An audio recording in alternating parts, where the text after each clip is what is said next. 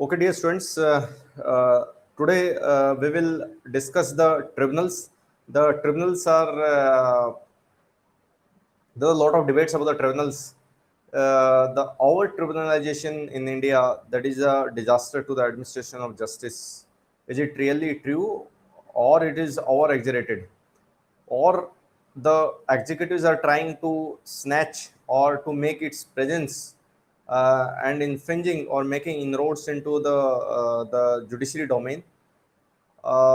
So it is the tribunals are the way crafted in such a way कि it is the bargaining of the power between the balancing power between the legislature and the executives.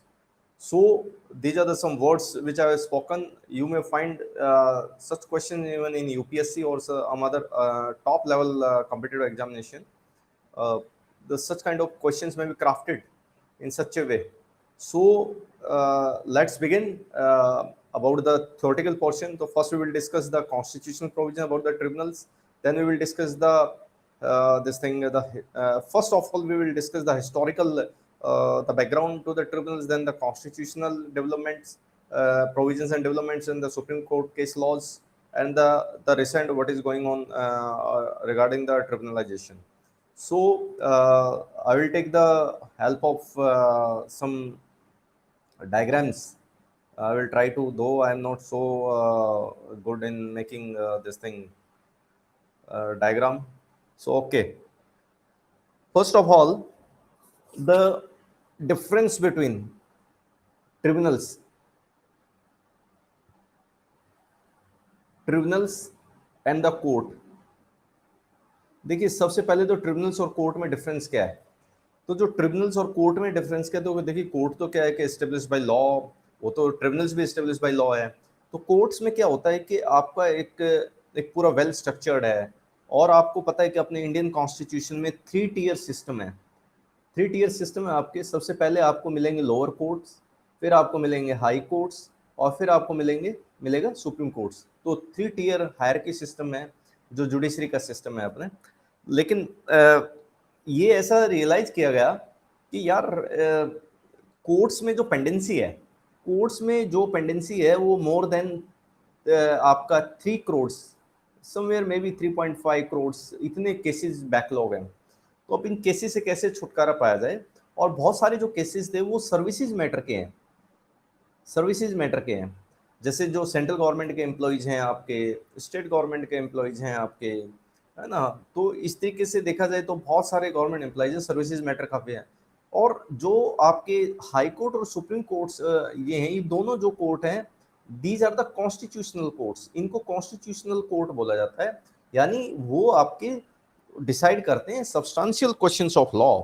तो जो आपके substantial questions of law हैं ये वो decide करते हैं. अगर तो इसलिए बेटर है कि जो बहुत सारी चीजें जो फिल्टर हो जाएं आपके लोअर कोर्ट्स या ट्रिब्यूनल लेवल पे ही, तो ज़्यादा अच्छा है. तो इससे क्या होता है कि सुप्रीम कोर्ट का टाइम, हाई कोर्ट का टाइम बचता है. और इस तरीके से जो सेंसिटिव केसेज हैं या जो सब्सटेंशियल क्वेश्चन ऑफ लॉ हैं या जो पब्लिक इंटरेस्ट के क्वेश्चन हैं वो डिसाइड किए जाएं हाई कोर्ट पे, तो ज़्यादा बेटर है. तो ये बड़ी अच्छी मंशा थी इसके पीछे जो ट्रिब्यूनल्स को इस्टेब्लिशमेंट की बारी आती है.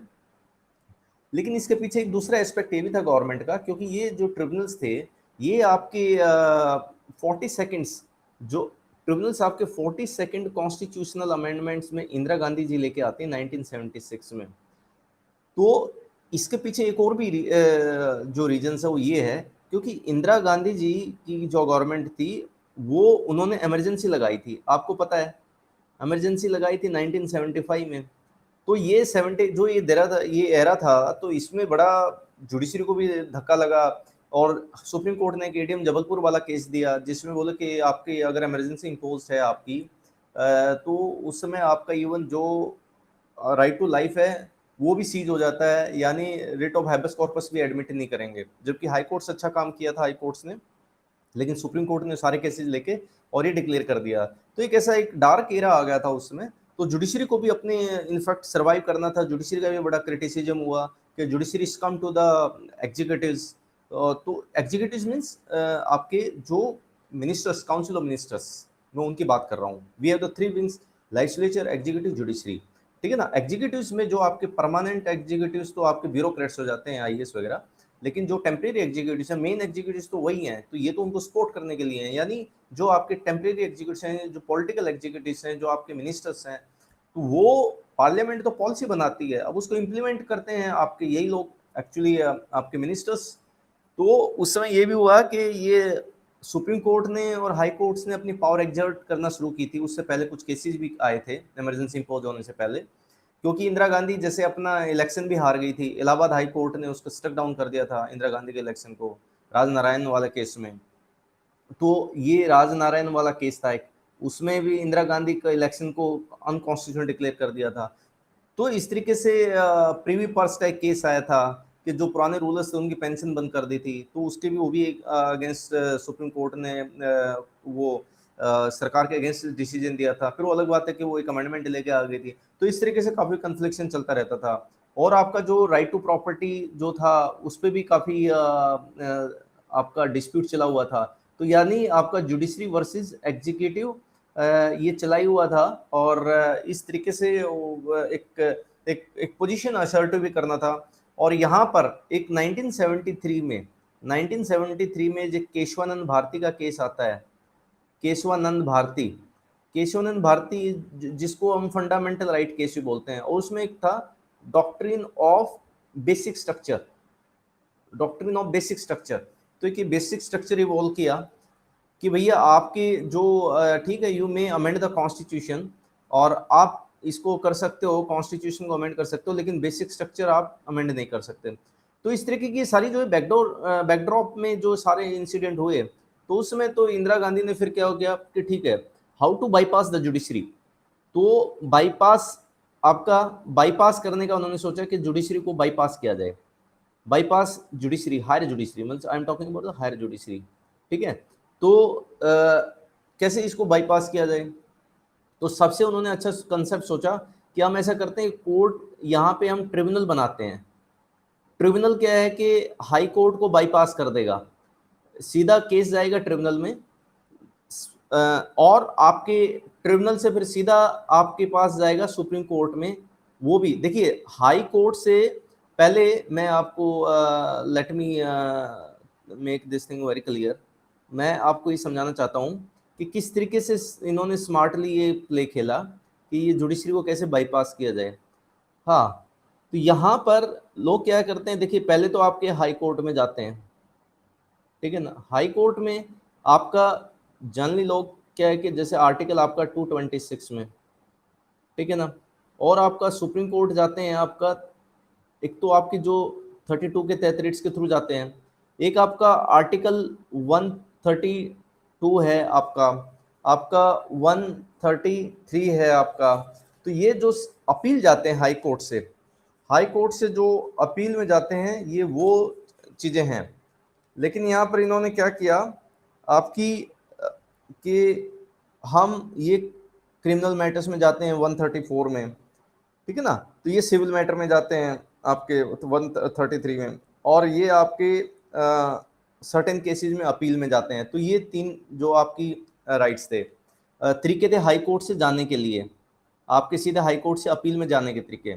तो यहाँ पर क्या किया कि इन्होंने ऐसा करते हैं, हम ट्रिब्यूनल बनाते हैं, और ट्रिब्यूनल सीधा इसको ट्रिब्यूनल बनाते हैं अलग से, और इसको बाईपास कर देते हैं, इसको हाई कोर्ट को सीधे लोग आएंगे सर्विसेज मैटर में या दूसरे ट्रिब्यूनल में, और यहाँ पर यहाँ जाने का राइट खत्म कर दिया। ये भी तीनों जो राइट्स थे ये भी खत्म कर दिए, सीधा जो बंदा है ये भी खत्म कर दिया राइट के। सिर्फ एक एसएलपी होती है, स्पेशल लीव पिटीशन आपका, वो होती है आर्टिकल 136 में। तो सिर्फ एक राइट दे दिया कि जो ट्रिब्यूनल्स मतलब यानी ट्रिब्यूनल ऑलमोस्ट फाइनलिटी कर दी। हाँ, सिर्फ एक ही ऑप्शन दिया गया सुप्रीम कोर्ट में जाने का, एसएलपी। तो एक तो ये प्ली दी कि सुप्रीम कोर्ट एक है, और वहां पर केसेस कम जाएंगे, और ट्रिब्यूनल्स में डिसाइड हो जाएगा, और हाई कोर्ट की और सुप्रीम कोर्ट की इन दो आर्टिकल्स में जो जुडिक्शन थी वो आउस्ट कर दी, बाहर निकाल दिए, सिर्फ एक एसएलपी का।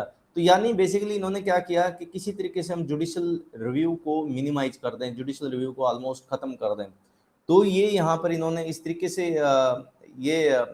इन्होंने सारा का सारा ये ट्रिब्यूनल्स के थ्रू कैसे जुडिशरी को आउस्ट किया जाए, ठीक है। और फिर आपको पता ही है कि जब हाई कोर्ट आपके पास, हाई कोर्ट देखिए, high court they are the higher courts, तो हाई कोर्ट्स के पास ट्रिमेंडस पावर है, सुप्रीम कोर्ट के पास ट्रिमेंडस पावर है, तो इनको बाईपास करके ट्रिब्यूनल बना दो और फिर हम जो चाहेंगे जैसा होगा।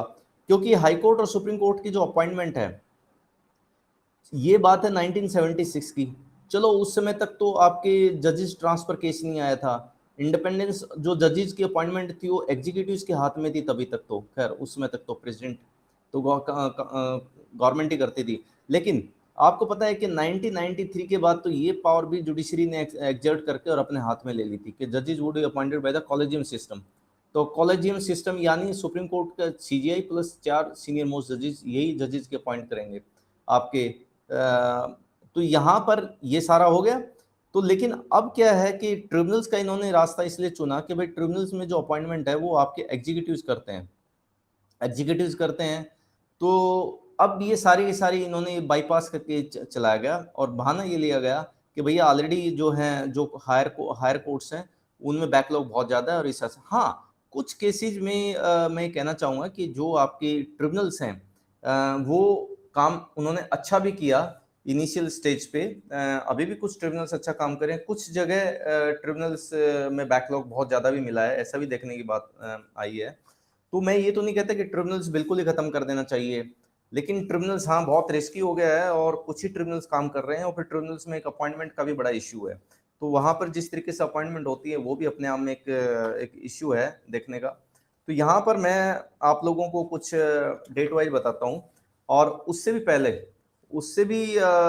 मैं ये आपको ये बताना चाहता हूँ कि जो मैंने बताया आपका 1976 में, आपका जो 1976 में 42nd कॉन्स्टिट्यूशनल अमेंडमेंट आया, 42nd कॉन्स्टिट्यूशनल अमेंडमेंट आया, इंदिरा गांधी जी लेके आई थी। इसमें इन्होंने जो आपका आर्टिकल 323 ए एंड 323 बी, ये दो आर्टिकल डाल दिए, ठीक है। और इसमें ये दो आर्टिकल डाल दिए और इसमें इन्होंने जिक्र कर दिया कि यस, जो आपका ट्रिब्यूनल्स के बारे में बात कर दिया। एक्चुअली ये जो पार्ट है आपको पता है आपके कॉन्स्टिट्यूशन पार्ट्स में डिवाइड कर रखा है, तो ये आपका जो पार्ट है 14A, तो ये डाल दिया। और ये दो, इसमें क्या बोल दिया कि एडमिनिस्ट्रेटिव जो ट्रिब्यूनल्स हैं वो पार्लियामेंट बनाएगी, तो पार्लियामेंट बनाएगी। तो ये ट्रिब्यूनल जो हैं ये याद रखना कि ये स्टेट लेजिस्लेचर का सब्जेक्ट नहीं है, ये ट्रिब्यूनल्स का जो है मामला ये आपका, हाँ स्टेट उसको रिकमेंड करती है और फाइनली आपको सेंट्रल गवर्नमेंट आगे यानी पार्लियामेंट उसको अप्रूव करती है। तो यहाँ पर इन्होंने इसमें तो बोल दिया कि सर्विसेज पे जो आपके सर्विसेज से रिगार्डिंग मैटर्स हैं, इसमें दूसरे मैटर्स पे ट्रिब्यूनल बनने हैं। जैसे आपका आपका कोई टैक्स का इन्फोर्समेंट का है, फॉरेन एक्सचेंज का है, एक्सपोर्ट इंपोर्ट का है, इंडस्ट्री लेबर डिस्प्यूट्स वगैरह का है, अर्बन प्रॉपर्टी व सीलिंग का है। तो आप देखोगे तो 323B में जो है आपके वो दूसरे मैटर्स हैं जिस पे ट्रिब्यूनल बन सकता है। 323 भी सर्विसेज के ऊपर ट्रिब्यूनल बन सकता है। और इसमें जो सबसे ज़्यादा जो इश्यू बना कि इनके कहाँ पर जो सबसे ज़्यादा जुडिशरी को पिंच हुई बात, वो ये हुआ कि इसमें भी एक आपका डाल दिया 2D, इसका जो 2D क्लॉज है 323 का, और इसका भी 2D जो है, उसमें इन्होंने जो हाई कोर्ट, मैंने पिछली स्लाइड में बताया था कि हाई कोर्ट और सुप्रीम कोर्ट की जुडिक्शन को इन्होंने बाहर निकाल दिया। इसमें भी इन्होंने हाई कोर्ट और सुप्रीम कोर्ट की जुडिक्शन को बाहर निकाल दिया। सुप्रीम कोर्ट की सिर्फ मैंने बताया था आपको SLP में दी गई आर्टिकल 136 में, बाकी सारी जो 131, 132, 133 आउट कर दिया, 32 आउट कर दिया, हाई कोर्ट का 226 आपका और 227 भी आउट कर दिया। तो इस तरीके से जुडिशरी का जो एक्सक्लूशन कर दिया, जुडिशरी को बाहर निकाल दिया, लिमिटेड सिर्फ SLP के थ्रू एक राइट दिया। तो यहाँ पर इनको चैलेंज किया गया। तो ये यहाँ से सारी कहानी शुरू होती है कि किस तरीके से ये जो कैसे कैसे आगे मूवमेंट बनती है।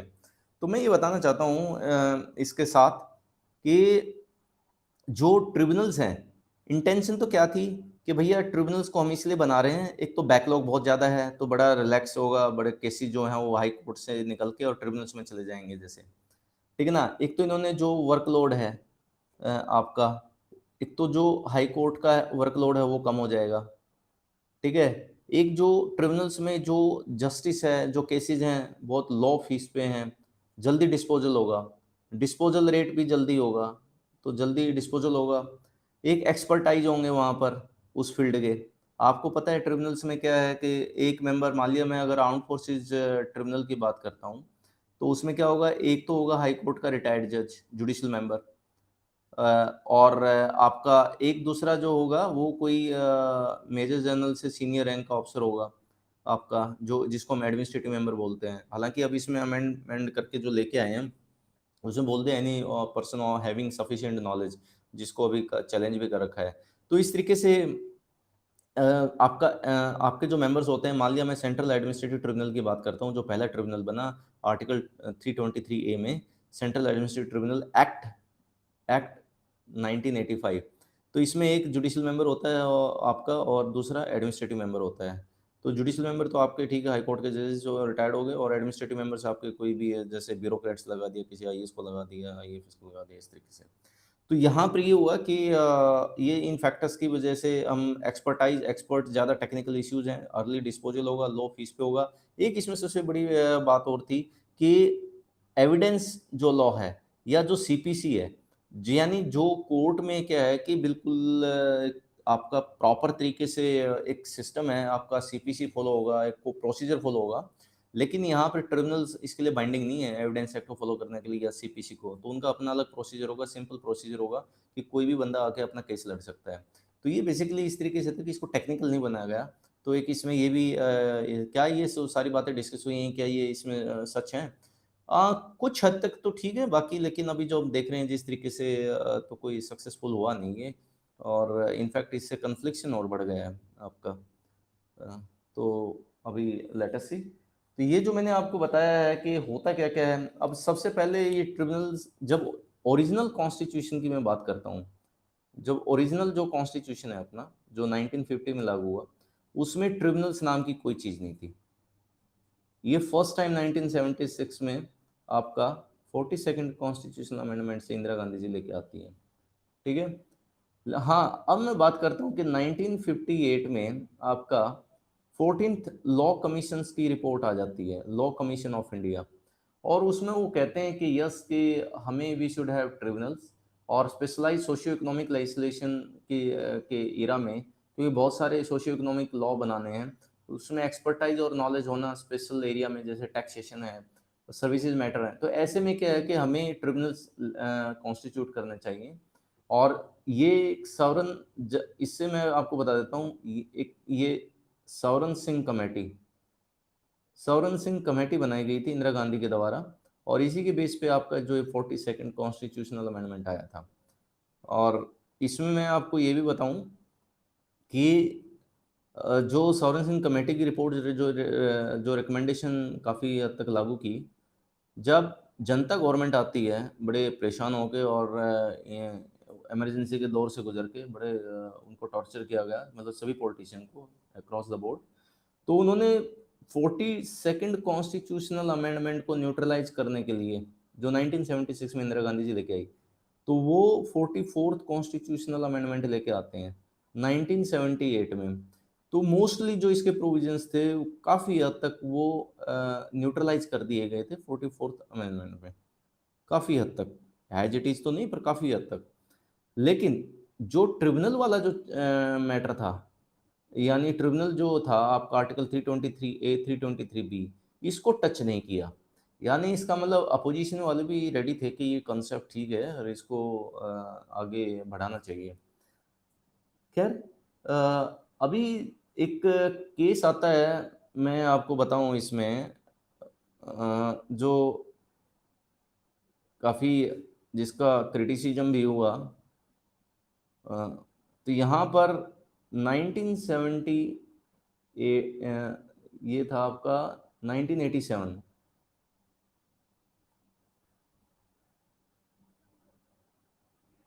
1987। तो आपको पता ही है कि ये आपके 1986 में आ गए थे, 1985 का एक्ट था, तो यानी बहुत जल्दी ये आपका चैलेंज हो गया। और 1987 में इसको चैलेंज किया गया। एसपी संपत कुमार का केस है ये, SP Sampath Kumar versus union of India. तो ये इसको चैलेंज किया गया। तो इसमें सुप्रीम कोर्ट ने क्या बोला, सुप्रीम कोर्ट ने इसको देखिए, इसमें जो प्रिंसिपल कंसर्न ये था कि ouster of the judicial review rather than encroachment and appointment by executive. तो Supreme Court held that tribunals could replace the entire jurisdiction of the High Court on the matters permitted under Article 323 and 323 B. तो यहाँ पर संपत सिंह ने बड़ा narrow लिया और उन्होंने बोला कि यस, पार्लियामेंट थ्रू ट्रिब्यूनल बना के हाई कोर्ट की पावर छीनी जा सकती है, यानी ousting the jurisdiction of the High Court in certain matters, जैसे आपका जो अभी सर्विसेज मैटर है। तो यहाँ पर इट मीन्स जुडिशियरी ने उस समय ये सबसे पहली मिस्टेक की, यहाँ पर मैं कहना चाहता हूँ, मेरा पर्सनल ओपिनियन है। अगर ये उस समय ये डिसीजन नहीं दिया होता तो सिचुएशन कुछ और होती। इनफैक्ट मैं तो यहाँ तक कहता हूँ कि यहाँ पे सुप्रीम कोर्ट ने इनको ट्रिब्यूनल्स को अनकॉन्स्टिट्यूशनली डिक्लेयर कर देना चाहिए था, पर उन्होंने कभी ऐसे सोचा नहीं होगा कि अगले 20-30 साल के बाद ऐसी सिचुएशन आएगी। ओके,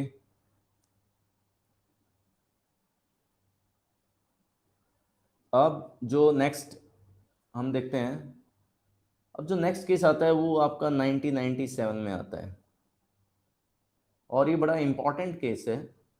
ये है L Chandra Kumar, L Chandra Kumar versus union of India. L Chandra Kumar, तो इसमें खास बात देखने की कि इसमें 7 जजेस हैं, जजेस की बेंच भी 7 थी इसमें, अदरवाइज मोस्टली कॉन्स्टिट्यूशनल बेंच में 5 होते हैं। तो 7 जजेस की भी, क्योंकि इसमें जो संपत सिंह वाला केस था वो उसको फिर रिव्यू करना था। तो यहाँ पर अपेक्स कोर्ट ने यहाँ पर अच्छा डिसीजन लिया और जो 10 साल के बाद अपनी जो मिस्टेक थी उसको सुधारी, और ये बोले कि जो आपका जुडिशियल रिव्यू है, जो आपने हाई कोर्ट की और सुप्रीम कोर्ट की जो पावर छीन ली ट्रिब्यूनलाइजेशन के थ्रू, वो गलत है। और ये जो जुडिशियल रिव्यू है ये बेसिक स्ट्रक्चर है, ये बेसिक स्ट्रक्चर है जो कि केशवानंद भारती में 1973 में सुप्रीम कोर्ट ऑलरेडी बता चुका है। लेकिन वो supreme court case to case बताता है कि what are the basic structure. एकदम ऐसा नहीं है कि पूरी एक 50 या 100 की लिस्ट बना के दे दी, ये बेसिक स्ट्रक्चर है और अब तुम आराम से अपने हिसाब से कानून बनाओ। तो केस टू केस देखता है। तो यहाँ पर बोलते हैं जुडिशियल रिव्यू बेसिक स्ट्रक्चर है। तो यानी आप जो हाई कोर्ट की जुडिक्शन जो है, हाई कोर्ट की जो जुडिक्शन है आर्टिकल 226 में, और सुप्रीम कोर्ट की जो जुडिक्शन आप 32 में है, वो आप आउस्ट नहीं कर सकते हो। ये इंटैक्ट रहेंगी और ये कॉन्स्टिट्यूशन ने दी गई हैं, और कॉन्स्टिट्यूशन क्या है कि पार्लियामेंट से ऊपर है। तो parliament is a creation of the basically the constitution. और ये जुडिशियल रिव्यू बेसिक स्ट्रक्चर, और basic structures can not be taken away by the parliament by the way of amendment. तो यहाँ पर ये कोर्ट ने एक अच्छा डिसीजन दिया और ये जुडिशियल रिव्यू की पावर अपने हाथ में वापस ले ली। अब इसके बाद हम चलते हैं नेक्स्ट। मैं बिल्कुल आप लोगों को सीक्वेंस वाइज बता रहा हूँ कि किस तरीके से क्या क्या डेवलपमेंट होती गई है ट्रिब्यूनल्स के बारे में, राइट। तो अब देखते हैं हम 2004 का एक केस आता है आपका। Jurisdiction of the courts in the several cases was starting to get whittled down and being transferred to the statutorily created tribunals under the aegis of the executive and the legislative arms of the state. Government executive retained the power to appoint the presiding officer of these fora. While the Sampat Kumar and Chandra Kumar decision concerned tribunals constituted under 323, a national company law tribunals was meant for divesting the original company law jurisdiction authority, vesting till then the High Court. तो ये 2004 में भी ये court ने decide किया है कि NCLT आपका था नेशनल कंपनी लॉ ट्रिब्यूनल्स में। तो इसमें देखा गया कि हाई कोर्ट की पावर आउस्ट कर रखी है। तो कोर्ट ने फिर ये कहा, ये 2004 की बात कर रहा हूँ मैं, कि भैया हम ऑलरेडी एल चंद्र कुमार वाले केस में 1997 में बता चुके हैं कि हाई कोर्ट की पावर को आप आउस्ट नहीं कर सकते, निकाल नहीं सकते, तो ये गलत है। फिर इसके बाद ये लैंडमार्क जजमेंट आता है और यहाँ से फिर एक सीरीज ही बननी शुरू हो जाती है। और वो सीरीज क्या है देखिए, 2010 में 2010 में ये आपका union of India versus R Gandhi. R Gandhi का केस आता है, आर गांधी, GNDHI। ये generated a set of minimum standards which any tribunal has to satisfy in the area of the appointment, selection, tenure, pay, service etc। यानी ये पहला case है। इससे पहले जो मैंने बात की आपकी संपत कुमार वाले में तो इन्होंने मतलब कोई एडमिट कर ली थी बात के ठीक है आप कर सकते हो हाई कोर्ट की, लेकिन एल चंद्र कुमार वाले केस एक बढ़िया लैंडमार्क जजमेंट है, आज भी लैंडमार्क जजमेंट है, जिसमें बोला कि नहीं, जो 7 जजेस की बेंच थी उन्होंने बोला कि नहीं आप हाई कोर्ट और सुप्रीम कोर्ट की जो जुडिक्शन है उसको बाहर नहीं निकाल सकते, आउट नहीं कर सकते बाई स्टेचुटरी मीन्स, क्योंकि आप ट्रिब्यूनल बना रहे हो तो पार्लियामेंट्री क्रिएचर है, और ये जो हाई कोर्ट और इसके ये पावर ये तो कॉन्स्टिट्यूशन ने दे रखी है। तो यहाँ से अब लेकिन ये अब ये वो चीज़ वो तो सेटल होगी कि ठीक है जी। अब दूसरे इश्यूज हैं, आप देखिए किसी की भी इंडिपेंडेंस रखनी है आपने तो इंडिपेंडेंस कैसे होगी कि कितना अच्छा सिलेक्शन प्रोसीजर है, यानी अपॉइंटमेंट कैसे होती है उस पोस्ट के लिए, ठीक है, वहाँ पर उसका सिलेक्शन प्रोसीजर क्या है। यानी यहाँ हम बात कर रहे हैं आपके ट्रिब्यूनल्स के चेयरपर्सन की या प्रेसिडेंट की या वाइस चेयरमैन की और मेंबर्स की, उनका टेन्योर कितना है, 5 साल का है, 3 साल का है या 10 साल का है, सर्विस कंडीशन क्या है, ठीक है ना, क्या उनके लगने के बाद उनकी सर्विस कंडीशन चेंज की जा सकती है अगर डिसीजन गवर्नमेंट के अगेंस्ट आता है तो एक्सेट्रा। तो ये सारी चीज़ें जो होती है वो पहली बार आपकी union of India versus are Gandhi के केस में आती है। और यहाँ पर कोर्ट ने बोला कि it is important to note that despite the above landmark decision the executives has repeatedly fallen foul of these directions and has always attempted to steal a march over the independence of the weakest and least dangerous department of the power, that is the judiciary। तो यहाँ पर उन्होंने बोला कि भैया आप appointment आपकी executive कर रहे हैं, आपका जो सिलेक्शन प्रोसीजर्स है उसमें जुडिशरी का कोई रोल नहीं है, आपका जो टेन्योर है वो भी आपके विम्स एंड फैंसीज पे है, सर्विस कंडीशन बहुत ज़्यादा कोई अच्छी नहीं है। तो आप कैसे जब ट्रिब्यूनल ने देखिए ट्रिब्यूनल को आपने कैसे केसेस दे दिए जो हाई कोर्ट में जाते हैं, अब हाई कोर्ट के जजेस की appointment, service condition, selection process, tenure, तो दे आर सिक्योर, तो वो they are at much much higher footing. तो आपने वही काम जो ट्रिब्यूनल्स को दे दिया, तो ट्रिब्यूनल्स के भी जो जजेज हैं उनकी भी सर्विस कंडीशन और selection procedure almost almost high court जैसा कुछ होना चाहिए, नहीं तो फिर आपने उनको अंडरमाइन कर दिया, उनकी इंडिपेंडेंस कहाँ रहेगी। यहाँ तो आपको पता है कि independence of judiciary is very big thing, तो जुडिशरी की इंडिपेंडेंस को कोई कर्टेल नहीं कर सकता, लेकिन यहाँ पे जो इंडिपेंडेंस नाम की चीज ही नहीं है। तो इस तरीके से ऑब्वियसली अल्टीमेटली क्योंकि ये जो आपके ट्रिब्यूनल्स हैं ये काम भी वैसे उसी मिनिस्ट्री के अंडर करते हैं। और मैं आपको जैसे एग्जांपल दूं, अगर इनकम टैक्स ट्रिब्यूनल है या आर्म फोर्सेस ट्रिब्यूनल है, भैया उसमें आपका डिफेंस सेक्रेटरी तो उनके चेयरपर्सन की और उनकी सिलेक्शन करता है उस कमेटी में, और वही 100% सारे केसेज आपके मिनिस्ट्री ऑफ डिफेंस एमओडी के अगेंस्ट होते हैं। तो फिर वहाँ पे जो चेयरपर्सन होंगे और वो होंगे तो उनके लिए बड़ा मुश्किल होगा कि अपने बॉस के अगेंस्ट डिसीजन लेना, यानी उनकी अपॉइंटिंग अथॉरिटी के अगेंस्ट डिसीजन लेना। तो यहाँ पर ये इस तरह के इश्यूज बने हैं। अब हम नेक्स्ट केस की बात करते हैं, ठीक है जी। तो धीरे धीरे देखिए कैसे चीज़ें मूव कर रही हैं। पहले तो बता दिया कि नहीं आप हाई कोर्ट और सुप्रीम कोर्ट की पावर को नहीं छीन सकते, जो जुडिक्शन उसके उसको आउस्ट नहीं कर सकते, निकाल नहीं सकते। दूसरा फिर आ जाता है, अब आ जाता है बिल्कुल उनकी अपॉइंटमेंट पे और कंडीशन के ऊपर, और अब सारे जो मुद्दा चलता है वो इन्हीं की उस पर चलता है। अब 2014 का केस आ जाता है, अभी 2000 मैंने 10 का बताया था। अब यहाँ पर Madras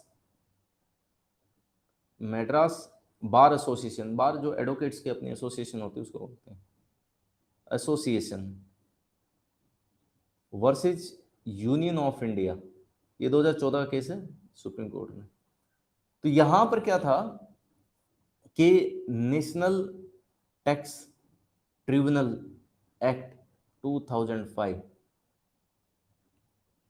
the constitutional validity of the national tax tribunal act 2005 was challenged. Justice Nariman put it Fildi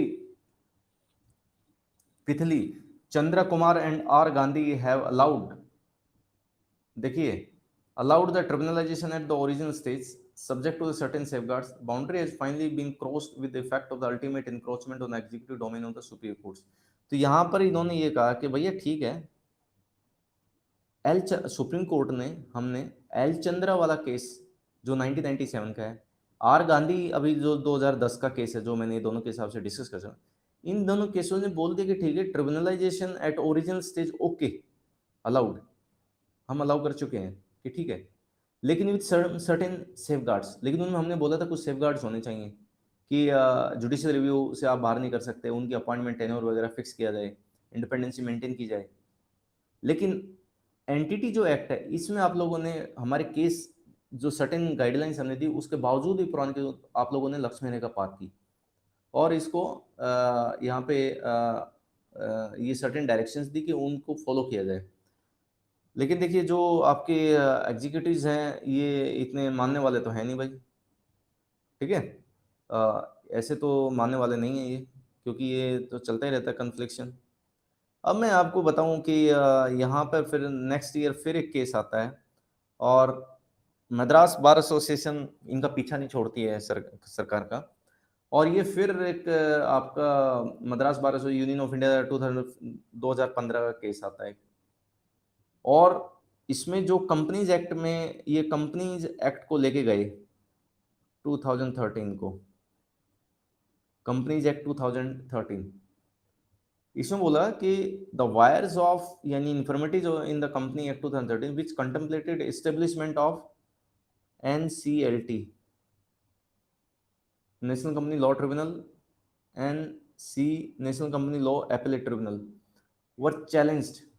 Again, Supreme Court noted that there was a need for curing defects in accordance with the dictum of R Gandhi. जो हमने R Gandhi में भैया जो appointment selection tenure और service condition हमने सारी चीजें बताई थी 2010 में, तुम फॉलो क्यों नहीं कर रहे हो?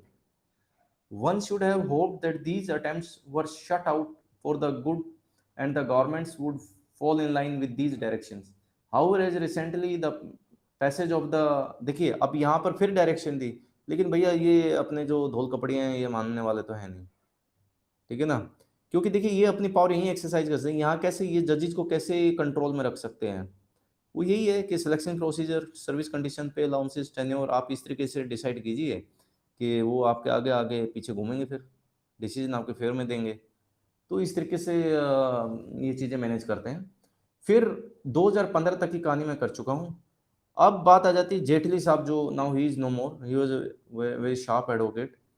तो भैया वो he was the finance minister, वो 2017 में वो फिनेंस एक्ट पास करते हैं, जब आपको बजट बजट पास होता है जिसमें 2017 में, और इसमें वो एक कुछ चैप्टर डाल देते हैं और इस फाइनेंस एक्ट में वो ये बात करते हैं कि जो सुप्रीम कोर्ट ने union of India versus are Gandhi 2010, फिर मद्रास बार एसोसिएशन 2014, फिर दोबारा से मद्रास बार एसोसिएशन 2015, वो जो तीनों केसेस में जो बात की है, हम सुप्रीम कोर्ट का पूरा सम्मान रखते हुए उनको इनकॉर्पोरेट करके हम इसमें डाल रहे हैं, ठीक है। जबकि ऐसा किया नहीं है, सिर्फ बोलते हैं, कुछ चीज़ें की हैं।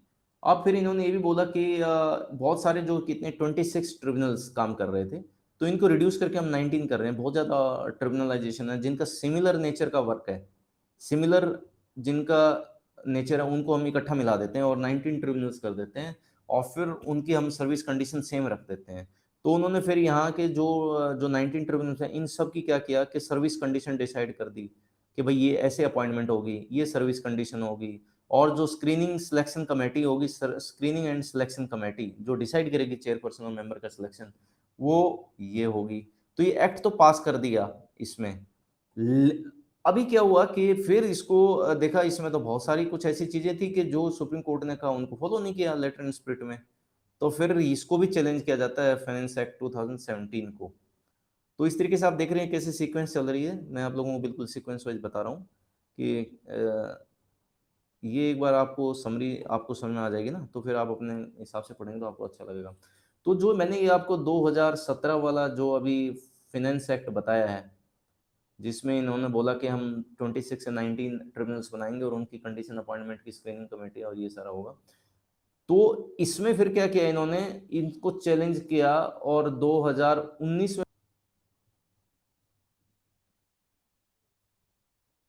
तो यहाँ पर सुप्रीम कोर्ट का फिर डिसीजन आता है, और सुप्रीम कोर्ट का फिर डिसीजन आता है कि 2019 2019 में Roger Matthew,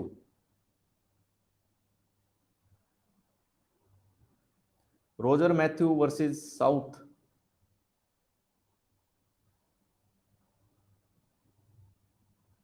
bank limited, Roger Matthew versus south India bank limited 2019।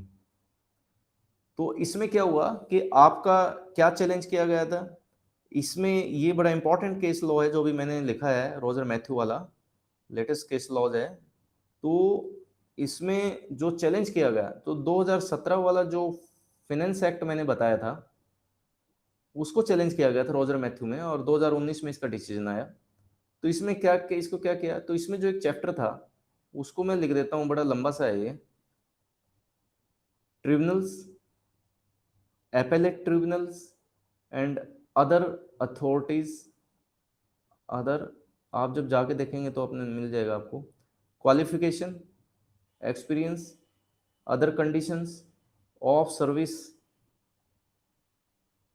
Of members, और यहां पर रूल 2017। तो क्या था कि जो आपको पता होगा ना इस चीज का, कि जो एक्ट बनता हो तो पार्लियामेंट ने पास कर दिया फाइनेंस एक्ट, फिर जो रूल्स बनते हो तो गवर्नमेंट बनाती है ना। तो रूल्स जब गवर्नमेंट बनाती है इसको हम बोलते हैं डेलीगेटेड लेजिस्लेशन, जो आप लोगों ने पढ़ा भी होगा एडमिनिस्ट्रेटिव लॉ में। तो एक्ट तो बना दिया, तो जो रूल्स होते हैं वो तो सिंपल पे फॉर्मेलिटी के तौर पे पास हो जाते हैं। तो यहाँ पर जो रूल्स बनाए हैं तो इनको चैलेंज किया गया, और इनको जो चैलेंज किया गया इसमें, वो मैं बताता हूँ कि इसमें जो इनके रूल्स को चैलेंज क्यों किया गया, क्या इन्फॉर्मेटिव थी, क्या ये सुप्रीम कोर्ट के जो पहले के जो डिसीजन आए इसमें उन्होंने क्या वायलेट किया है, इसमें देखते हैं। अब जो रूल्स थे फाइनेंस एक्ट 2017 के, अब जब रूल्स बनाए गए तो रूल्स आपके, इसमें रूल्स बनाने की जो पावर थी आपकी वो सेक्शन 184 में थे, ठीक है। तो ये इसके अंदर, इस एक्ट के अंदर सेक्शंस थे, उस सेक्शंस के तहत गवर्नमेंट के पास पावर थी रूल बनाने की। और रूल जो मैंने लास्ट स्लाइड पे लिखा था इतना लंबा चौड़ा, regarding tribunals, appellate tribunals, other authorities, qualification, experience and there condition of service members, rule 2017। तो इनको इन्होंने बनाया रूल्स को। अब उन रूल्स में क्या हुआ कि उन रूल्स को चैलेंज किया गया।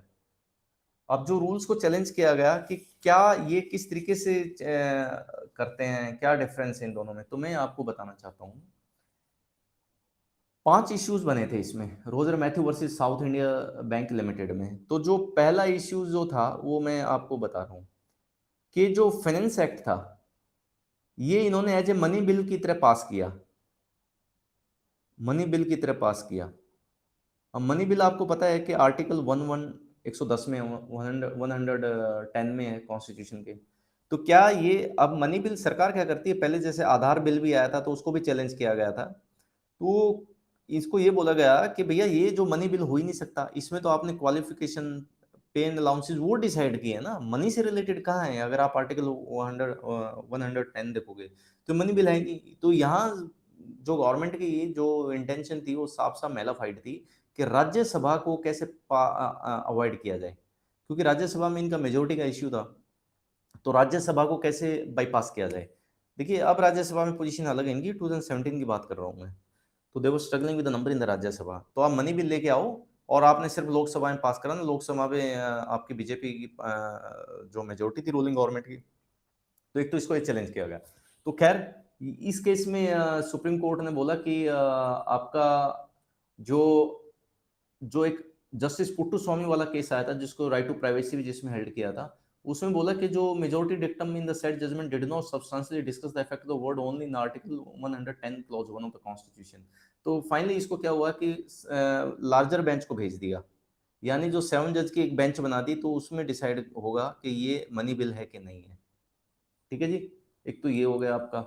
अब चलते हैं हम आपकी इसमें, बल्कि दो जो डाइसेंटिंग जज थे, चंद्रचूड़ साहब, उन्होंने तो ये भी बोला कि भैया जो एक इसके लिए ना आप नेशनल आपका ट्रिब्यूनल कमीशन बनाओ, एनटीसी, वो इस पूरे इसको प्रोसेस को देखेगी कि कैसे सिलेक्शन होते हैं ट्रिब्यूनल्स का, और ये तो यानी एग्जीक्यूटिव इंक्रोचमेंट ना करें इसमें।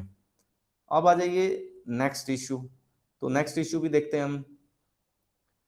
अब जो ये सेक्शन 184 का जो फाइनेंस एक्ट 2017 का है, उसको बोला गया कि अनकॉन्स्टिट्यूशनल है, क्योंकि इसमें जो पावर है वो एक्सेसिव डेलीगेशन है। अब इश्यू नंबर 2 क्या था कि आपका excessive delegation, EXCESSI, excessive delegation, excessive delegation of power. तो ये एक्सेसिव डेलीगेशन ऑफ पावर है, यानी पावर बहुत ज्यादा दे दी है आपने। आपको पता है कि excessive of delegation of power, legislative power is void. तो वो भी आपने जो पावर आपको लेजिस्लेचर को दी थी वो आपने एग्जीक्यूटिव्स को दे दी, तो उसी को तो बोलते हैं डेलीगेशन। लेकिन excessive over delegation of the power, that is untenable under Indian constitution. वो कैसे कैसे दे दी एक्सेसिव डेलीगेशन, देखिए उसको भी समझते हैं। भैया आपने ये तो बोल दिया कि इनकी जो क्वालिफिकेशन होगी appointment, term and service, salary वगैरह के, ये तो लिख दिया उसमें 184 से आपका सेक्शन में, लेकिन आपने ये नहीं बताया एग्जैक्टली कि उसके स्क्रीनिंग एंड सर्च कमेटी के मेंबर कौन कौन होंगे।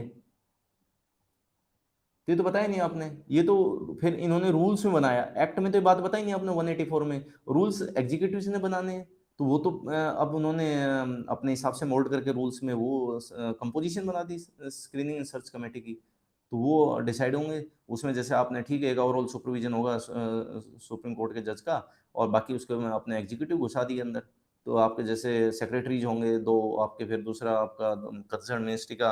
तो इस तरीके से आपने जो अपॉइंटमेंट की जो पावर है वो आपने एग्जीक्यूटिव के हाथ में ले ली, और ये इसमें ये ठीक नहीं है, ठीक है ना। हालांकि ये तो जरूर बोल दिया कि सेक्शन 184 में finance act is not unconstitutional, यानी इन्होंने सेक्शन जो था 184 उसको वैलिड तो ठहरा दिया, लेकिन इसमें जस्टिस दीपक गुप्ता और जस्टिस दीपक गुप्ता ने तो बताया कि डिसेंटिंग ओपिनियन दिया। उन्होंने बोला the essential qualification authority of such members chairperson is an essential part of the legislative functions such as qualification for the appointment are concerned, these qualifications have to be provided in the legislation, could not be delegated। भैया क्या qualification चाहिए, सारा का सारा act के अंदर ही होना चाहिए था, ना कि रूल्स के तहत। हालांकि मेजोरिटी ओपिनियन ने इसको बोल दिया, जबकि देखा जाए तो ये एक प्रकार से क्या था, ये आर्बिट्रेरी कलरेबल एक्सरसाइज थी लेजिस्लेटिव पावर का। ठीक है जी। अब हम बात करते हैं इश्यू नंबर 3 की, कि इश्यू नंबर 3 क्या था इस केस में। अब सारा केस देख रहे होगे कि सारा पावर अपने पास रखना चाह रहे हैं एग्जीक्यूटिव। जो थर्ड इश्यू था इसमें वो ये था कि जो ये tribunals, appellate tribunals, other authorities, जो ये रूल्स हैं 2017 के, ये पेरेंट एक्ट के कंसोनेंस में है कि नहीं, यानी जो रूल बनाए गए अपॉइंटमेंट के और इनके, वो आपके क्या कंसोनेंस में है, किसके, जो मेन फाइनेंस एक्ट था उसके, यानी सेक्शन 184 के। और दूसरा जो सुप्रीम कोर्ट की डायरेक्शंस दी, जैसे 2010 में आपका मैंने बताया था, 2014 में भी मैड्रास बार एसोसिएशन, 2015 में भी, है ना। तो ये सारे के सारे जो डिसीजन थे आपके, वो कंसोनेंस में हैं कि नहीं है। तो इस तरीके से इनके कंसोनेंस में है या नहीं, या इनको वायलेट तो नहीं कर रहे। तो यहां पर मेन सबसे ज्यादा जो पंगा पड़ा है वो यहीं पड़ा। तो इसमें इन्होंने बोला कि भैया आपने ये तो देखा नहीं है कि इसमें एक्चुअली अगर हम कंपोजिशन देखें सर्च एंड सिलेक्शन कमेटी का, तो lack of judicial dominance in the said committee is in direct contravention of doctrine of separation of power and is encroachment of the judicial domain. Composition of a search and selection committee under the rules is contemplated in a manner whereby appointment of the members, vice president, president predominantly made by the nominee of the central government, and there is only one token representative chief justice or his nominee in the committee। तो यानी इसने बोला कि भैया ठीक है, आपने एक CGI या उसका नॉमिनी ले लिया सुप्रीम कोर्ट में, बस एक ही मेंबर, बाकी तो सारे आपने एग्जीक्यूटिव सेक्रेटरी घुसा दिए, और फिर वो अपॉइंटमेंट करेंगे। जबकि जजेस तो क्या होता है कि मैंने बताया ट्रिब्यूनल्स के जो जजेज हैं वो भी जजेज ही हैं, तो उनको भी जुडिशियल फंक्शन डिस्चार्ज करने हैं, तो अल्टीमेटली उनकी भी इंडिपेंडेंस मोर और लेस कुछ ऐसी ही होनी चाहिए जो डायरेक्शंस हमने पहले दी हैं। तो यहाँ पर फिर इन्होंने क्या किया, एक तो सर्च एंड सिलेक्शन कमेटी में कंप्रोमाइज किया, फिर इन्होंने दूसरा आपका इनका क्वालिफिकेशन में भी गड़बड़ करने की कोशिश की है, जो इन्होंने कोर्ट ने कहा था पहले। अब जैसे court observe the rules are formulated in complete ignorance of the early judgment of Supreme Court that provides for the appointment of the technical members without any adjudicatory or judicial experience. The court held this has an effect of dilution of judicial character in the adjudicatory position. The court held, the Supreme Court in Madras Bar Association versus Union of India 2014 had clarified the members of the tribunal replacing any court must possess expertise and the law and shall have appropriate legal experience. Further, the tribunal must be manned by the member having qualification equivalent to the that court from which adjudicatory function is transferred. एक बड़ी important बात की, देखिए आपने कोई tribunal बना दिया और आपने हाई कोर्ट्स जिसकी जुडिक्शन बनती थी जिस मैटर्स की, और वो हाई कोर्ट से ट्रांसफर कर आपने ट्रिब्यूनल्स को दे दी, लेकिन तो इसका मतलब मैटर तो उसी लेवल का डिसाइड करना है, तो आपने इसका मतलब जो ट्रिब्यूनल के जो जजेज हैं उनकी अपॉइंटमेंट भी, उनका जो एलिजिबिलिटी क्वालिफिकेशन है वो हाई कोर्ट के जजेस जैसा रखना चाहिए फिर आपको, जब सेम मैटर आप यहाँ से लेके यहाँ ट्रांसफर कर रहे हो तो यहाँ पर भी इसको यहाँ पे फटकार लगाई कोर्ट ने। Court held the tribunals to have a character of the quasi judicial body. Quasi judicial body क्या होती है? क्वासी जुडिशियल बॉडी वो होती है कि जिसमें मतलब एग्जैक्टली स्ट्रिक्टली तो आपके जुडिशियल बॉडी नहीं कह सकते, लेकिन फंक्शंस आपके जुडिशरी वाले डिस्चार्ज किए जाते हैं। आप देख ही लो, जब आपके हाई कोर्ट के जो केसेज अगर ट्रिब्यूनल डिसाइड कर रहा है तो मोर और less there is no difference. तो ये लेजिटिमेट रिप्लेसमेंट तो कोर्ट है। तो यहाँ पर कोर्ट ने ये भी बोला कि जो आपके जो ट्रिब्यूनल्स हैं ये सप्लीमेंट हैं ना कि रिप्लेसमेंट, ठीक है। अब फिर आपका कोर्ट ने ये भी बोला कि भैया आपने ये तो है ही जो अभी हमने ये बातें की है, फिर इनका रिमूवल कैसे करना है। अगर आप जजेस को ऐसे आराम से हटा दोगे तो जजेस तो डरे रहेंगे, तो वो गवर्नमेंट के अगेंस्ट कहाँ डिसीजन देंगे फिर। तो यहाँ पर रिमूवल की जो बात कही है, the presiding officer tribunal cannot be removed without either concurrence of the judiciary or in the manner specified in the constitution for the constitutional court judges। तो यानी इनका रिमूवल का प्रोसीजर भी ऐसा बनाइए, ऐसा नहीं है कि आपने किक लगाया और जैसे अगर मैं आर्म्ड फोर्सेस ट्रिब्यूनल की बात करता हूँ, अब आर्म्ड ट्रिब्यूनल में मान लिया कोई भी सिपाही ए या कोई भी जाते हैं वर्सेज डिफेंस सेक्रेटरी, ठीक है ना, और वो डिफेंस सेक्रेटरी क्या है कि पावर दे दी कि वो किसी भी एफटी के चेयरपर्सन को मेंबर्स के अगेंस्ट इंक्वायरी इनिशिएट कर सकता है, तो फिर वो कैसे इसके अगेंस्ट डिसीजन देंगे। तो यहाँ पर ये भी बार बार सुप्रीम कोर्ट इसमें वही जो अपने पहले डिसीजन थे उन्हीं को रिटेरेट कर रही है कि तुम सुधर जाओ।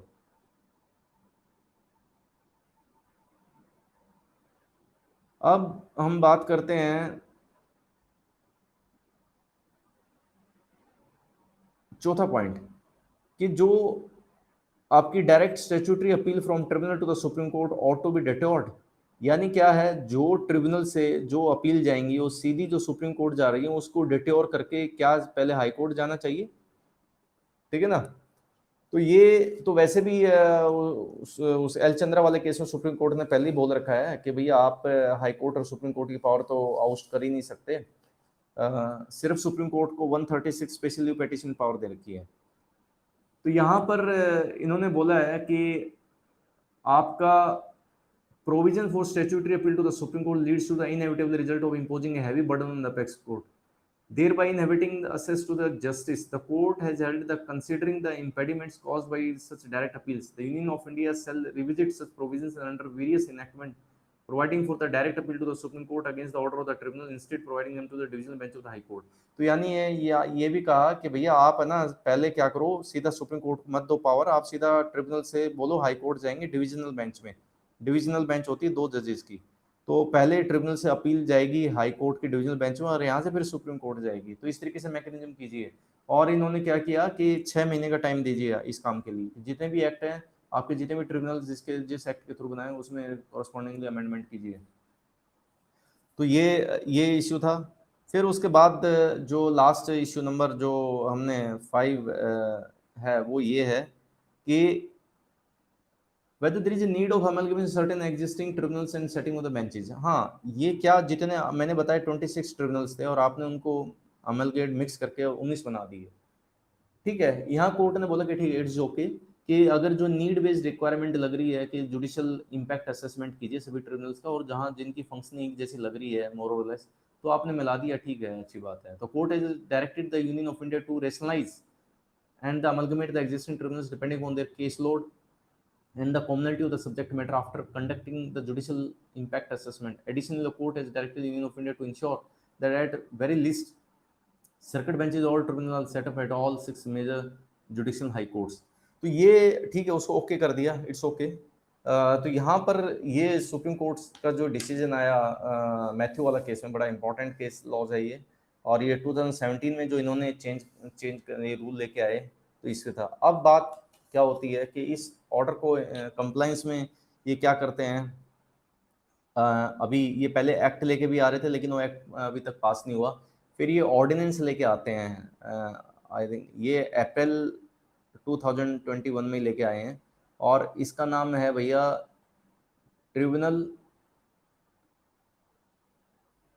Tribunals reforms rationalization and condition of service ordinance. Ordinance आपको पता है प्रेसिडेंट के थ्रू आता है, लेजिस्लेटिव प्रोसेस को बाईपास करके इमरजेंट सिचुएशन को मीट आउट करने के लिए, क्योंकि यहाँ पर बहुत सारे बैकलॉग हुए पड़े थे और काफ़ी सरकार का भी क्रिटिसिज्म हो रहा था, गवर्नमेंट ने भी, सुप्रीम कोर्ट ने भी डायरेक्शन दे दी थी विद इन 6 मंथ्स। तो इस तरीके से फिर ये ट्रिब्यूनल्स आपका reforms rationalization and condition service ordinance 2021 लेके आते हैं। तो इसमें इन्होंने क्या किया है कि आपके बहुत सारे जो कोर्ट ने डायरेक्शन दी कि उनको इनकॉर्पोरेट करने की कोशिश तो की है, लेकिन फिर भी यहाँ पे चटकी दिखा गए। जैसे मैं आपको बताऊं कि इन्होंने क्या क्या चटकी दिखाई है इसमें, अभी मैं आपको बताता हूं। जहां टेन्योर की बात की, टेन्योर की सुप्रीम कोर्ट ने डायरेक्शन दी थी आपका मैड्रास बार एसोसिएशन वाले 5 ईयर की, लेकिन इन्होंने 4 ईयर किया अब इसमें। तो ये चटकी दिखा दी। और लेटेस्ट सी के हाई कोर्ट सुप्रीम कोर्ट भी सोचेगा कि यार चलो ठीक है, let it go, I hope so मेरे अकॉर्डिंगली, ठीक है। वैसे डायरेक्शन 5 ईयर की थी, तो इसमें इन्होंने 4 ईयर कर दिया, और प्रेसिडेंट के लिए 70 ईयर्स एज विच एवरेज अर्लियर, और उसके लिए आपका मेंबर्स के लिए जो है वो 67 ईयर्स का है, ठीक है। और जो इनकी सर्च एंड सिलेक्शन कमेटी होगी, उसमें भी इन्होंने बहुत कोई ज़्यादा अच्छा काम नहीं किया है। इन्होंने एक सीजीआई बना दिया, उसमें सुप्रीम कोर्ट का कोई भी जज उसके नॉमिनी, सीजीआई तो जनरली आते नहीं है, वो किसी सुप्रीम कोर्ट के जज को भेज देते हैं। तो इनका कास्टिंग वोट होगा, जहाँ पे कास्टिंग वोट वो होता है कि जब अगर मेंबर्स जो हैं सेम वोट आ जाएं तो फिर ही अपना वोट कास्ट कर सकते हैं। तो इसमें क्या किया इन्होंने, 2 सेक्रेटरीज लगा दिए सरकार ने, ठीक है ना। और एक आपका सुप्रीम कोर्ट या हाई कोर्ट के चीफ जस्टिस होंगे रिटायर्ड, हाई कोर्ट या सुप्रीम कोर्ट के रिटायर्ड चीफ जस्टिस होंगे, ठीक है ना। Chief justice of high court और या supreme court retired, not serving, ठीक है। और या आउट गोइंग चेयरपर्सन होगा उस ट्रिब्यूनल का, और फिर एक सेक्रेटरी लगा दिया उसी मिनिस्ट्री का जिस मिनिस्ट्री के अंदर वो ट्रिब्यूनल है। और यहाँ पे भी सरकार ने भी पहले कोर्ट ने भी कहा था कि सारे ट्रिब्यूनल्स आप एक नोडल मिनिस्ट्री के अंडर लगाओ, वैसे तो नेशनल ट्रिब्यूनल कमीशन बनाओ, ठीक है ना, जस्टिस चंद्रचूड़ ने कहा था। लेकिन या फिर आप एक मिनिस्ट्री के नोडल मिनिस्ट्री, लेकिन ये उस मिनिस्ट्री से बाहर नहीं निकाल रहे क्योंकि उसका सेक्रेटरी का बड़ा दबदबा रहता है। तो इसका क्या है कि जो वोटिंग राइट नहीं होगा जो उस मिनिस्ट्री का चीफ जो सेक्रेटरी होगा, लेकिन ये है, तो ये भी बहुत ज़्यादा कोई अच्छी कंपोजिशन नहीं है, ठीक है। तो यहाँ पे भी इन्होंने गोलमाल किया है थोड़ा सा। तो इसमें बाकी इसमें क्या है कि लेटेस्ट सी इसको फिर चैलेंज किया जाएगा, आई होप सो। और इसमें बहुत सारे जैसे सिनेमेटोग्राफिक एक्ट है, ट्रेडमार्क्स एक्ट है, copyright custom act, patent act, airport authority of India act. तो इसमें ये आपकी 1 2 3 4 5 6 7 8, तो 8 जो आपके अपेलेट बॉडी ट्रिब्यूनल्स हैं उनमें से कुछ को पावर दे दी है हाई कोर्ट्स को, ठीक है। तो ये थोड़ा सा इन्होंने इसमें चेंज किया है। तो लेटेस्ट सी अब क्या होता है। अब हम कुछ इंटरेस्टिंग बात करते हैं कि ये जो ट्रिब्यूनल्स का हमने देख लिया स्टार्टिंग ओरिजिन से लेके, और अभी 2021 की लेटेस्ट पोजीशन है। तो मैंने कुछ छोड़ा, आप लोगों का कुछ रहा हो, बिल्कुल इसमें अपडेट मैंने आप लोगों को कर दिया है। अभी अगर मैं इसकी कुछ जो हालत बताना चाहता हूँ, हालत क्या है कि रेलवे जो ट्रिब्यूनल्स की मैं बात करूं तो you will be shock to know कि क्या पोजीशन है इनकी। देखिए आप, आरसीटी रेलवे क्लेम्स ट्रिब्यूनल, इसकी 20 बेंचेज हैं, 20 बेंचेज हैं। उसमें भैया आपकी एक जुडिशियल मेंबर है, सिर्फ एक जुडिशियल मेंबर है, और जो टेक्निकल जो मेंबर होते हैं उसकी 6 पोस्टें खाली हैं। तो कहाँ से डिसीजन आएंगे? तो ट्रिब्यूनल्स तो डिफंक्ट हुए पड़े हैं। जब सिर्फ डेट मिलती है, अगर कोई रेलवे क्लेम ट्रिब्यूनल में अपना कोई क्लेम फाइल करता है, तो आप देखो कि 25,000 के करीब केसेस पेंडिंग पड़े हैं, ठीक है। जबकि ट्रिब्यूनल से बनाए इसलिए गए थे ताकि कोर्ट्स का जो वर्कलोड है वो कम हो और जल्दी से जल्दी ये डिसाइड हो। लेकिन ऐसा कुछ हुआ नहीं है, ठीक है। और यही हालत आपकी ऐसा नहीं है कि और हाई कोर्ट्स में भी अच्छी है। अगर मैं हाई कोर्ट्स की भी बताऊं आपको तो हालत पैथेटिक है। तो यानी ये क्या है कि जैसे मैं अगर इसको एक सिंपल हरियाणा में बताऊं कि हरियाणा में जैसे टॉप की universities Kurukshetra university, MD university, GJU, agriculture university और कुछ थोड़ी बहुत और मॉडरेट टाइप की, और कुछ जैसे लकड़ भग्गा यूनिवर्सिटीज बना दी हैं बहुत सारी। उसमें क्या है कि ना ही तो फैकल्टी प्रॉपर है, ना ही फैसिलिटीज हैं स्टूडेंट्स को। तो ऐसे वो को फायदा नहीं है। जो ऑलरेडी आपके इंस्टीट्यूशन है उनको स्ट्रेंथन करना चाहिए। तो खैर ये तो मेरा कटाक्ष था। अभी आप हायर जुडिशरी की बात कर लीजिए। तो हायर जुडिशरी की मैं बताऊं आपको कि आपकी हाई कोर्ट्स की हालत इतनी खराब है कि 1/3 जो जजेस हैं उनकी पोस्ट खाली पड़ी है हाई कोर्ट्स में। तो यहाँ पर क्यों नहीं, गवर्नमेंट तो कहती है कि जो कॉलेजियम सिस्टम है वो सुप्रीम कोर्ट का फेल हो गया है। कॉलेजियम सिस्टम ये कह रहा है कि नहीं, गवर्नमेंट फेल हो गई है, टाइम पे फाइल नहीं भेजती है, लॉ मिनिस्ट्री अटका लेती है, आपकी इंटेलिजेंस रिपोर्ट्स के बहाने।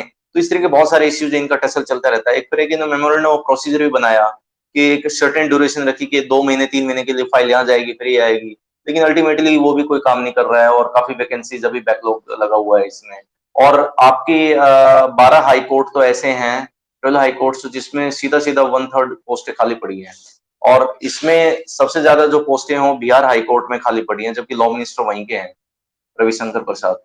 तो इस तरीके से हम देख रहे हैं कि एक खास ये भी ट्रेंड देखा गया है कि जब भी कोई चीफ जस्टिस रिटायरमेंट होने वाला होता है तो वो आपके कॉलेजियम की रिकमेंडेशन नहीं कर रहा है। जैसे जस्टिस बोबडे साहब हैं, तो अभी उनका भी देखा ऐसा ही है। तो इस तरीके से ये जब तक दोनों ऑर्गन्स की नीयत साफ नहीं होगी और ये काम नहीं करेंगे तो अल्टीमेटली वैकेंसीज नहीं भरी जाएंगी और फिर बैकलॉग बढ़ता जाएगा। तो ऐसे कोई फायदा नहीं है।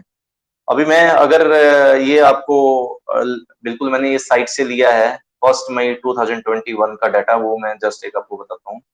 ये जो डाटा है ये आपका 1 मई 2021 मैंने साइट से लिया है।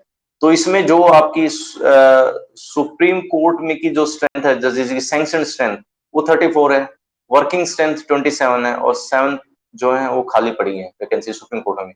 अब हाई कोर्ट क्या जाइए, हाई कोर्ट की जो वैकेंसीज हैं वो 1080 हैं, और आपकी जो आपकी जिस पे काम कर रहे हैं 660 पे काम कर रहे हैं, और 420 वैकेंसीज आपकी खाली पड़ी है।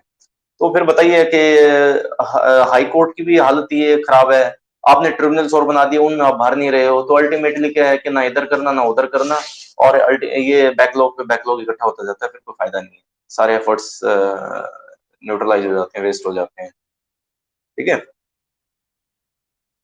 अब आगे आ जाइए आप, जैसे मैं अगर आपकी बात करता हूँ आर्म फोर्सेस ट्रिब्यूनल की, ये आपका भैया इसमें 34 पोस्टें हैं, ठीक है ना। 34 पोस्टों में से 23 पोस्ट तो खाली पड़ी है, 23 पोस्ट तो खाली पड़ी हैं, और तकरीबन 19,000 ये केसेस आपके पेंडिंग पड़े हैं। तो फिर फायदा क्या है।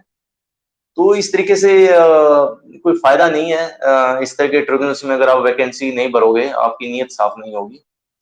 हाँ ठीक है, एएफटी ने वैसे पहले बहुत अच्छा काम किया, लेकिन अभी कुछ सालों से कोई इस पे, जब से इन्होंने अमेंडमेंट लाने की कोशिश की है, उसमें एग्जीक्यूटिव्स को डालने की कोशिश की है, उसमें रिटायर्ड ब्यूरोक्रेट्स को डालने की कोशिश की है, rather than the defence officer above the rank of major and above major.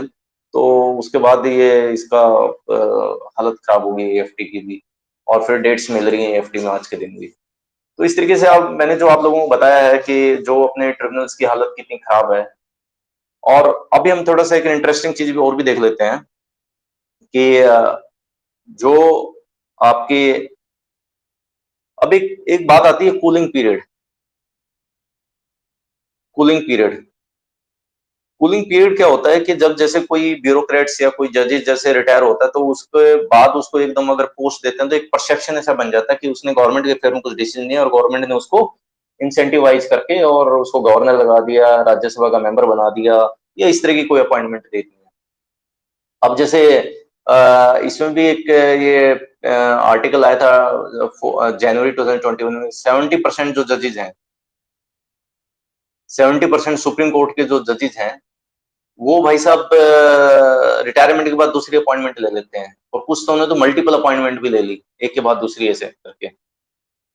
तो जब सुप्रीम कोर्ट के जजेस ये वेट करते रहते हैं कि हमारी सेटलमेंट कब कहाँ होने वाली है, तो फिर आप समझ सकते हो कि क्या हालत होगी। तो इस तरीके से जैसे इसमें बहुत सारे हैं, लिस्ट में लंबी है। जैसे जस्टिस पी सदाशिवम है, वो केरला के गवर्नर बन गए थे। रंजन गोगोई आपकी राज्यसभा का गिफ्ट लेके बैठ गए थे।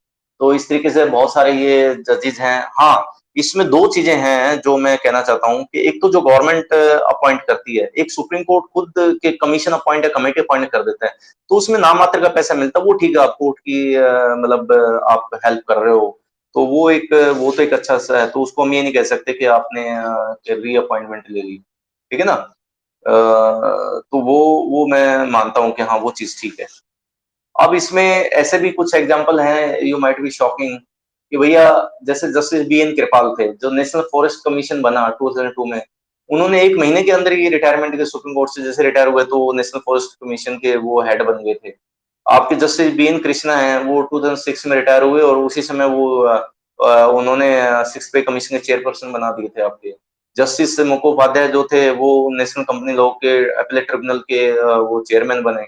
और जस्टिस मार्कंडेय कार्ड जो सीगे प्रसाद प्रेस काउंसिल में बने आपके। तो ऐसे बहुत से लिस्ट एंडलेस है। तो तकरीबन आप देख सकते हो कि मैंने जो ये आपको एक डाटा बताया है, तो किस तरीके से ये और एक और इंसिडेंट बताना चाहता हूँ मैं, कि जस्टिस स्वतंत्र कुमार जो थे एनजीटी के चेयरमैन बने, जबकि वो स्टिल सर्विंग में थे। उनके 12 दिन रह गए थे रिटायरमेंट के, और तो इमीडिएटली उन्होंने वहां से रिजाइन दिया और अपना उन्होंने एनजीटी के चेयरमैन को एक्सेप्ट किया। ठीक है ना? ये जस्टिस ए के गोयल थे, वो भी एनजीटी के चेयरमैन बने सेम डे जिस दिन वो रिटायर हुए। तो फिर अपने आप एक क्या होता है, लोगों में एक जो कॉन्फिडेंस होता है वो फिर कम क्रिएट होना शुरू हो जाता है, एक परसेप्शन ऐसा बन जाता है। जैसे जस्टिस केजी बालाकृष्णन एनएचआरसी के चेयरमैन बन गए अपने रिटायरमेंट के विदिन मंथ। तो लेसन भाषण उसी उसी से अच्छा लगता है, अगर जो खुद एग्जाम्पल सेट करे। तो यहाँ पर एक ये डिबेट भी होती है जो कि कूलिंग पीरियड है मैंडेटरी कर देना चाहिए।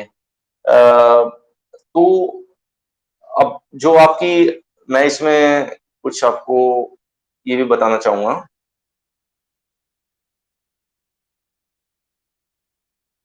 ये आपकी जो 1958 में जो लॉ कमीशन की रिपोर्ट आई थी, लॉ कमीशन की 14th रिपोर्ट, तो उसमें बोला था कि जजेस should not accept the post retirement jobs from the government, highlighting the potential effect on the independence of judiciary. क्योंकि सारा खेल क्या है, इंडिपेंडेंस ऑफ जुडिशरी पे ही है। अगर वो इंडिपेंडेंस ऑफ जुडिशरी तभी तो रहेगी जब जब वो उनको ऐसा कोई लालच नहीं होगा। तो यहाँ पर उनको बोला गया कि ऐसा नहीं करना चाहिए, कि इनको कूलिंग पीरियड देना चाहिए। और ये जो था उस समय, मैं आपको बताऊं, chief justice of Bombay high court जो एमसी चावला थे, वो इस लॉ कमीशन के मेंबर थे, यानी एमसी चावला, इस लॉ कमीशन जिन्होंने। और इमीडिएटली क्या हुआ कि उन्होंने बात तो बड़ी अच्छी की, लेकिन उसी समय उन्होंने यूएस एम्बेसडर की पोस्ट एक्सेप्ट कर ली। फिर वो यूके के भी हाई कमिश्नर बने। तो अल्टीमेट, और ये सारे के सारे उनके रिटायरमेंट के 2 महीने के अंदर अंदर उन्होंने पोस्टें ले ली। तो जब मौका मिलता है तो कोई नहीं छोड़ रहा। ठीक है। इसमें मैं, अगर आपको ये क्वालिटेटिव और क्वांटिटेटिव डिफरेंस बिटवीन अपॉइंटमेंट्स की बात जो मैंने अभी आप लोगों को बताई, जिसमें जैसे जस्टिस आर एम लोधा है, आर एम लोधा है, ठीक है, उन्होंने बीसीसीआई को क्लीन किया, वो अच्छा काम किया, वो कमेटी एक अलग तरह की है। यानी वो बात कर रहे हैं क्वालिटेटिव अपॉइंटमेंट्स की। अब तो यहाँ पर बहुत सारे जो आपके लीगल लुमिनरीज हैं, वो भी सभी कह रहे हैं कि मोस्टली कि जो ये कूलिंग पीरियड है होना चाहिए, पोस्ट रिटायरमेंट इनको लेनी नहीं चाहिए। और एक दो जज का ये भी ओपिनियन है कि फिर उनका जो वेस्टेज है, जो टैलेंट, वो वेस्ट हो जाता है। तो मेरे हिसाब से मैं ये मानता हूँ कि इसमें इनको क्या करना चाहिए, हालांकि ये थोड़ा सा रेडिकल मतलब सजेशन होगा, though I am no one to give the suggestion, but just for the academic purpose, कि भैया आपके जो सुप्रीम कोर्ट के जजेस की जो एज है, उसको तो कर दीजिए आप 70, ताकि ये पोस्ट रिटायरमेंट में बूढ़े हो जाएं, कि ये फिर ओल्ड सिटीजन हो जाएं, कि इनके, क्योंकि ट्रिब्यूनल्स में भी जो मैक्सिमम एज है वो 70 है। तो यानी ये यहाँ से फिर यहाँ जाएंगे नहीं। हाई कोर्ट के जजेस की जो अपॉइंटमेंट है, वो जो मैक्सिमम एज रिटायरमेंट है, वो भी आई थिंक 67 वगैरह कर देनी चाहिए। तो फिर वहां पर भी मैं मानता हूं कि काफी एक रीजनेबल एज हो जाती है। ठीक है। अब ये बात ये आएगी कि जी कुछ ऐसे कमीशन ट्रिब्यूनल्स हैं जिसमें सिर्फ हाई कोर्ट और सुप्रीम कोर्ट के जजेस ही जा सकते हैं, तो फिर वो कहाँ जाएंगे ट्रिब्यूनल्स में? तो इसके लिए मैं मानता हूं कि आपको इंडियन ट्रिब्यूनल जुडिशियल सर्विस बनानी चाहिए, कॉन्स्टिट्यूट करनी चाहिए on the pattern of IAS। हाँ ठीक है, इसमें 10 ईयर्स का एक्सपीरियंस कर देना चाहिए। मिनिमम एज आपकी 35 या 40 कर देनी चाहिए। और जिनकी 10 ईयर की प्रैक्टिस है वो एक एग्जाम कंडक्ट करके जाएं, और जुडिशियल माइंड वाले लोग जो हैं वो आपके इंडियन ट्रिब्यूनल जो है आपकी जुडिशियल सर्विसेज में जाएं, और वो लोग ट्रिब्यूनल्स में जाएं। आपने देखा होगा कि जो इनकम टैक्स ट्रिब्यूनल वगैरह वो बड़े सक्सेसफुल ट्रिब्यूनल्स हैं as compare to railway tribunals है, आपका AFT है, इन दूसरे ट्रिब्यूनल। क्यों? क्योंकि वहां पर कह के आपके जो एडवोकेट्स को लगाया जाता है वो दे आर अराउंड 40, तो 40 के एज के आसपास लगते, तो उनका कैरियर बनता है वो, तो they go up to the that age, retirement age. तो इसलिए प्रोग्रेशन, क्योंकि जो अच्छे लॉयर्स हैं वो तो इवन हाईकोर्ट के जजेस लगना पसंद नहीं करते, तो फिर आपकी 3 साल की या 5 साल की अपॉइंटमेंट होती है, कौन अच्छा वकील आएगा अपनी करोड़ों की प्रैक्टिस छोड़ के। तो कुछ ऐसे इश्यूज हैं, तो इनको मतलब विद ब्रॉडर माइंड अगर सोचा जाए तो काफी कुछ किया जा सकता है। I think with this I close my today's lecture. Thank you.